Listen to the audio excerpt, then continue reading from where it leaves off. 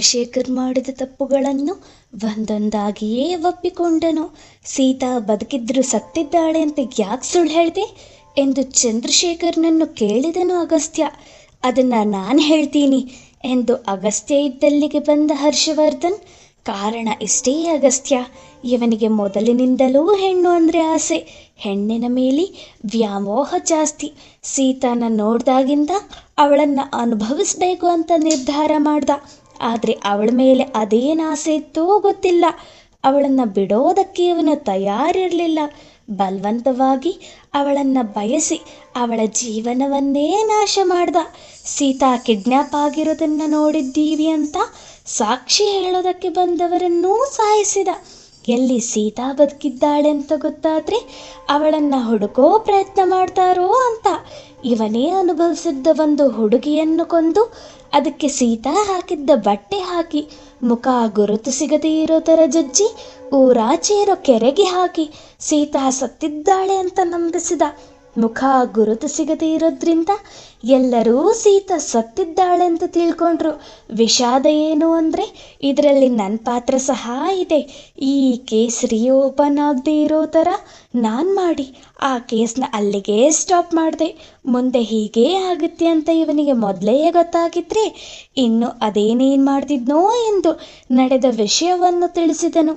ಮತ್ತೆ ಶಂಕರನ ಸಾವು ಎಂದು ಕೇಳಿದನು ಅಗಸ್ತ್ಯ. ಅದು ನಿಮ್ಮ ದಾರಿ ತಪ್ಪಿಸೋದಕ್ಕೆ ನಾನು ಮಾಡಿದ ಪ್ಲ್ಯಾನ್. ಎಲ್ಲಿ ನೀನು ಶಂಕರನ ಮುಖಾಂತರ ಎಲ್ಲ ವಿಷಯ ತಿಳ್ಕೊತೀಯೋ ಅಂತ ಶಂಕರನ ಥರ ಬೇರೆ ಒಬ್ಬನನ್ನು ಸಾಯಿಸಿ ಅವನೇ ಸತ್ತಿದ್ದಾನೆ ಅಂತ ನಂಬಿಸಿದೆ. ಈ ಕೇಸ್ನ ಕ್ಲೋಸ್ ಮಾಡಿಸೋಕೆ ನಿಮ್ಮ ತಂದೆನ ಕೇಳ್ಕೊಂಡೆ. ಸೀತಾ ಕೇಸ್ನಲ್ಲಿ ಆಗಿದ್ದೇ ಇಲ್ಲೂ ಆಗಿದ್ದು ಎಂದನು ಚಂದ್ರಶೇಖರ್. ಸರಿ, ಕೋರ್ಟ್ನಲ್ಲಿ ಎಲ್ಲ ಸತ್ಯ ಹೇಳಿ ಶಿಕ್ಷೆ ಕಡಿಮೆ ಮಾಡೋದು ನಾನು ನೋಡ್ಕೋತೀನಿ. ಮುಂದೆ ಈ ರೀತಿ ಕೆಲಸ ಮಾಡಬೇಡಿ ಎಂದನು ಅಗಸ್ತ್ಯ. ಅಗಸ್ತ್ಯನ ಈ ಮಾತು ಕೇಳುತ್ತಿದ್ದಂತೆ ಕೋಪಗೊಂಡ ಕೌಸಲ್ಯ ಆತ್ಮ ಅಗಸ್ತ್ಯ ಎಂದು ಜೋರಾಗಿ ಕೂಗಿದಳು. ಅಗಸ್ತ್ಯ ಹಿಂದೆ ತಿರುಗಿ ನೋಡಿದ. ಸರ್ರನೆ ಅಗಸ್ತ್ಯನ ಬಳಿ ಬಂದ ಕೌಸಲ್ಯ ಆತ್ಮ. ನೀನು ಹೇಳಿದ್ದೇನು, ಮಾಡ್ತಿರೋದೇನು?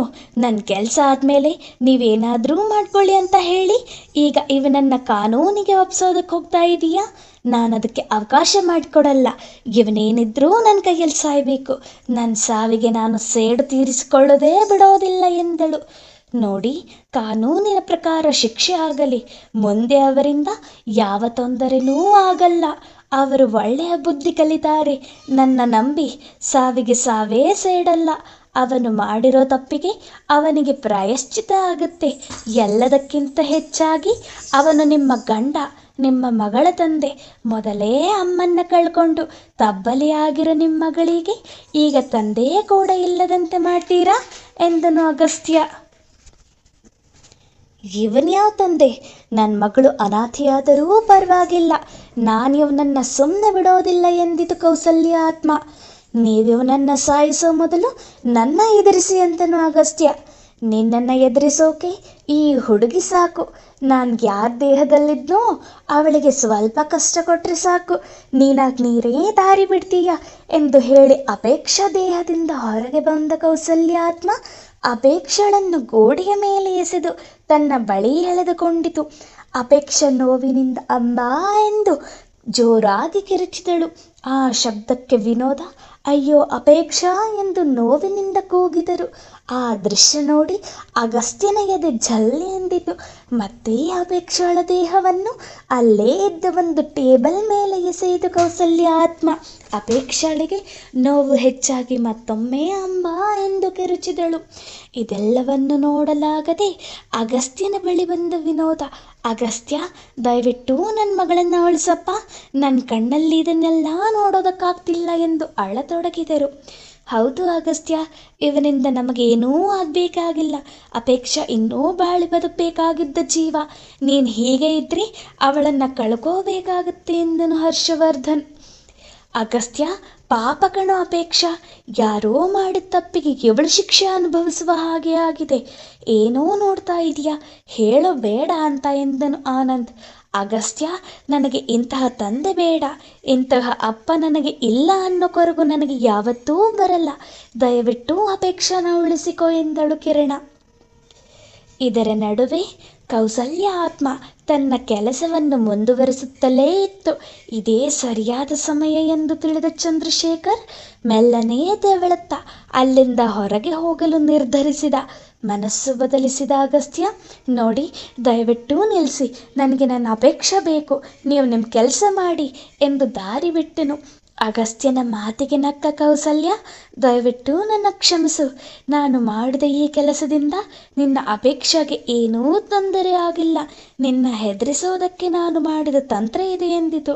ಸರ್, ಅಲ್ಲಿ ನೋಡಿ, ಚಂದ್ರಶೇಖರ್ ಹೊರಗೋಗ್ತಾ ಇದ್ದಾನೆ ಎಂದು ಹೊರಗೆ ಹೋಗುತ್ತಿದ್ದ ಚಂದ್ರಶೇಖರ್ನನ್ನು ನೋಡಿದ ಚೇತನ್ ಅಗಸ್ತ್ಯನಿಗೆ ಹೇಳಿದನು.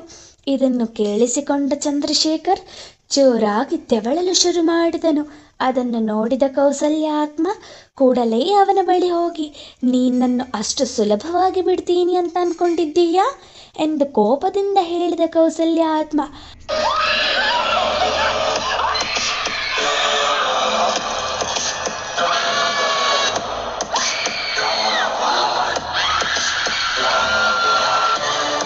ಎಂದು ಜೋರಾಗಿ ಕೂಗಿತು. ಕೂಗಿದ ರಭಸಕ್ಕೆ ಆ ಮನೆಯ ಒಂದು ಕ್ಷಣ ಕಂಪಿಸಿತು. ಕಣ್ಣಿನಲ್ಲಿ ದ್ವೇಷದ ಜ್ವಾಲೆಯನ್ನು ಹೊತ್ತುಕೊಂಡು ಚಂದ್ರಶೇಖರ್ ಮೇಲೆ ಕುಳಿತ ಕೌಸಲ್ಯ ಆತ್ಮ ಅವನ ದೇಹವನ್ನು 2 ಭಾಗವಾಗಿ ವಿಂಗಡಿಸಿತು. ಚಂದ್ರಶೇಖರ್ ಒಂದು ಸಣ್ಣ ಸದ್ದು ಸಹ ಮಾಡದೆ ಮಲಗಿದ್ದಲ್ಲೇ ಪ್ರಾಣ ಬಿಟ್ಟನು. ಆ ದೃಶ್ಯ ಬಹಳ ಭೀಕರವಾಗಿತ್ತು. ಅಲ್ಲಿದ್ದವರೆಲ್ಲ ಕಣ್ಣು ಮುಚ್ಚಿಕೊಂಡರು. ಕೌಸಲ್ಯ ಆತ್ಮ ತನಗಾದ ಸಂತೋಷದಿಂದ ಗಹಿಸಿ ನಗತೊಡಗಿತು. ಕಣ್ಣು ಮುಂದೆಯೇ ತನ್ನ ತಂದೆಯ ಸಾವನ್ನು ನೋಡಿದ ಕಿರಣಾಳಿಗೆ ತನ್ನ ತಂದೆಯ ಸಾವು ಮನಸ್ಸಿಗೆ ಬಹಳ ನೋವುಂಟು ಮಾಡಿತು.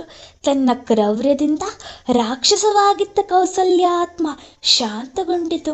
ನಿಧಾನವಾಗಿ ನಡೆದುಕೊಂಡು ಅಗಸ್ತ್ಯನ ಬಳಿಗೆ ಬಂದು, ನೋಡಪ್ಪ ಅಗಸ್ತ್ಯ, ಇನ್ನು ಮುಂದೆ ನನ್ನ ಮಗಳ ಜವಾಬ್ದಾರಿ ನಿನ್ನದು. ಅವಳನ್ನು ಚೆನ್ನಾಗಿ ನೋಡ್ಕೊ. ಅವಳಿಗೆ ತಂದೆ ತಾಯಿ ಇಲ್ಲ ಅನ್ನೋ ಕೊರಗು ಬಾರದೆ ಇರೋ ಹಾಗೆ ಕಾಪಾಡು. ನಾನು ಬಂದ ಕೆಲಸ ಮುಗಿತು. ನನ್ನ ಕಡೆಯಿಂದ ನಿನಗೆ ಏನಾದರೂ ತೊಂದರೆ ಆಗಿದ್ದರೆ ದಯವಿಟ್ಟು ನನ್ನನ್ನು ಕ್ಷಮಿಸು. ನಿನ್ನ ಅಪೇಕ್ಷೆಗಳಿಗೆ ಏನೂ ಮಾಡಲ್ಲ ಅಂತ ಮಾತು ಕೊಟ್ಟಿದ್ದೆ, ಹಾಗೇ ನಡ್ಕೊಂಡಿದ್ದೀನಿ. ನೀವಿಬ್ಬರೂ ಸುಖವಾಗಿ ಜೀವನ ಮಾಡಿ, ನಾನು ಬಂದ ಕೆಲಸ ಮುಗಿತು ಎಂದು ಹೇಳಿ ತನ್ನ ಮಗಳ ಬಳಿಗೆ ಹೋದ ಕೌಸಲ್ಯ ಆತ್ಮ ಕಿರಣಳ ತಲೆ ಸವರಿ ಮಾಯವಾದಳು. ಅಪೇಕ್ಷಾ ಕೆಳಗೆ ಬಿದ್ದಳು. ಎಲ್ಲರಿಗೂ ಕೌಸಲ್ಯ ಹೋಗಿರುವುದು ತಿಳಿಯಿತು. ತನ್ನ ತಾಯಿಯ ಬಳಿ ಏನೂ ಮಾತನಾಡಲು ಆಗಲಿಲ್ಲ ಎಂದು ಕಿರಣ ಬಹಳ ನೊಂದಳು. ಅಗಸ್ತ್ಯ, ಸೀತಾಗೆ ಮೆಂಟಲಿ ಶಾಕ್ ಆಗಿದೆ, ಅವಳು ಸಾಯೋವರೆಗೂ ಹೀಗೆ ಅಂತ ಡಾಕ್ಟರ್ ಹೇಳಿದ್ದಾನೆ ಎಂದರು ಹರ್ಷವರ್ಧನ್. ಯಾರಲ್ಲಿ, ಬೇಗ ಬೇಗ ಕೆಲಸ ಮುಗಿಸಿ, ಮುಹೂರ್ತಕ್ಕೆ ಟೈಮ್ ಆಯಿತು ಎಂದು ಹರ್ಷವರ್ಧನ್ ಹೇಳಿದನು. ಏನಪ್ಪಾ ಚೇತನ್, ಇನ್ನೂ ಹೇಗೆ ಇದೆಯಾ? ಹೋಗು, ರೆಡಿ ಆಗು. ಅಗಸ್ತ್ಯ ಮತ್ತು ಚೇತನ್ ರೆಡಿ ಆಗಿದ್ದೀರಾ? ಸ್ವಲ್ಪ ಹೋಗಿ ನೋಡು. ಮುಹೂರ್ತದ ಟೈಮ್ಗೆ ಅವರನ್ನು ಮಂಟಪದ ಹತ್ರ ಕರ್ಕೊಂಡು ಬಾ ಎಂದು ಚೇತನ್ಗೆ ಹೇಳಿದರು ವಿನೋದ. ಆಂಟಿ, ಯಾಕೆ ಗಾಬರಿ ಆಗ್ತೀರಾ? ನಾನು ನೋಡ್ತೀನಿ, ನೀವು ಸಮಾಧಾನವಾಗಿ ಇರಿ ಎಂದು ಹೇಳಿದ ಚೇತನ್ ಅಗಸ್ತ್ಯ ಹಾಗೂ ಆನಂದನ ಬಳಿ ಹೋಗಿ, ಓಹೋ, ಮದುವೆಗೆ ರೆಡಿ ಆಗಿದ್ದೀರಾ ಆಗಲೇ ಎಂದನು.